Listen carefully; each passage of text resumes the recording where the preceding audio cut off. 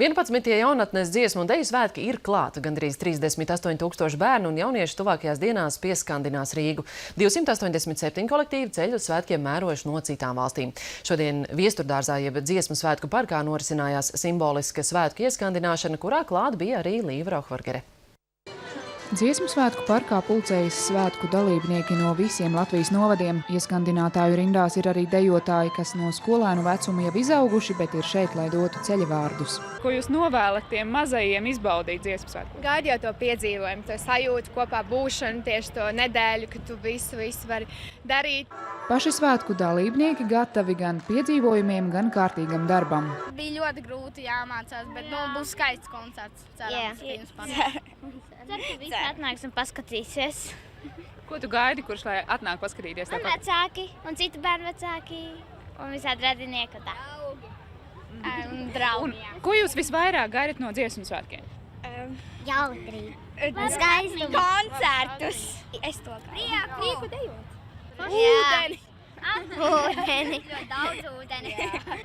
Ja jau reiz mazie dancotāji saka, ka viena no lietām, ko viņi visvairāk gaida dziesmu svētkos, ir ūdens, tad šķiet, ka pati māte daba ir gatava ar viņiem sadarboties un dziesmu svētku ieskandināšanas pasākumu pavada neliels lietutiņš, taču skaidri redzams, ka tas nekā neskādē šī pasākuma noskaņai.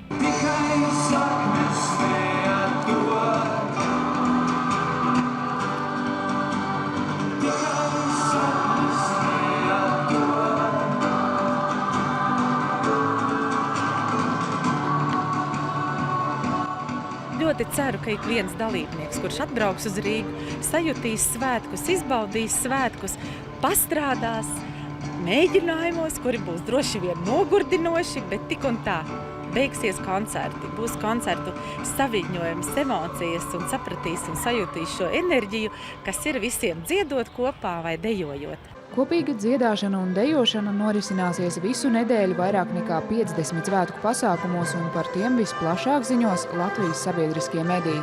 Radio 5 LV īpaši dziesmu un deju svētkiem par godu uzcēlis studiju stacijas laukumā un centīsies sajūtas pārraidīt tiem, kuri nevar paši būt klāt. Mums ir paredzētas īpašas pārraides. Es varu pateikt, ka katru vakaru šeit 6:00 vakarā būs kora cīņas, kur kora sacentīsies tur uz šīs skatuves, dziedot divas, ne kora dziesmas, bet divas populāras dziesmas.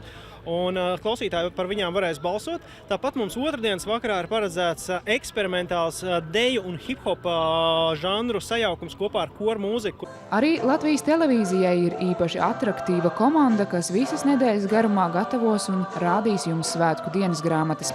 Pirmā no tām jau šovakar, tūdaļ pēc panorāmas, un sekojiet arī svētku koncertu ierakstiem un tiešraidēm gan ēterā, gan internetā.